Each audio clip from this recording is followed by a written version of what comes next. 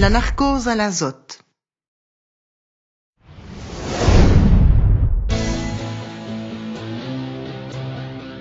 Un des aspects les plus inquiétants de la plongée profonde est la narcose à l'azote, dont les effets sont une diminution des facultés mentales similaires à celles observées en cas d'absorption importante d'alcool, ce qui pourra mener à un comportement irrationnel. Le mécanisme qui déclenche la narcose n'est pas encore entièrement compris.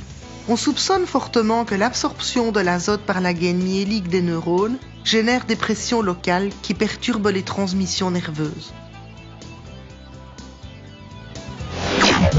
Beaucoup de plongeurs croient que la narcose n'apparaît qu'à partir de 30 mètres. Dans la réalité, des études scientifiques ont démontré qu'elle pouvait survenir à des profondeurs plus ou moins importantes, même dans quelques mètres d'eau. En moyenne, à 30 mètres, la capacité de raisonnement diminue de 33%. Les temps de réaction augmentent de 21% et la dextérité manuelle diminue de 8%. En même temps, il se crée un effet d'euphorie similaire à l'absorption d'alcool. Pour résoudre le phénomène de narcose, il suffit de remonter de quelques mètres. Les effets disparaîtront.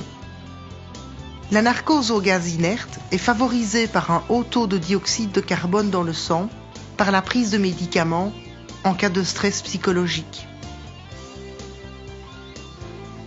Lorsque le stress psychologique est intense, les effets de la narcose peuvent se transformer en panique, la pire ennemie du plongeur.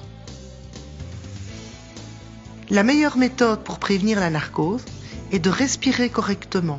Évite de te fatiguer, ne plonge pas trop profond et reste toujours calme. Une des règles essentielles en plongée profonde est de respirer plus lentement et plus profondément que d'habitude. Tu devras respirer plus profondément parce que le second étage de ton détendeur augmente le volume de tes espaces aériens morts par lesquels passe ton air expiré.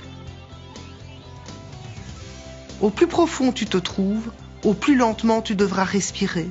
En fait, lorsque la profondeur augmente, la densité de l'air dans tes tuyaux et ton second étage augmente, ce qui demande un plus grand effort respiratoire.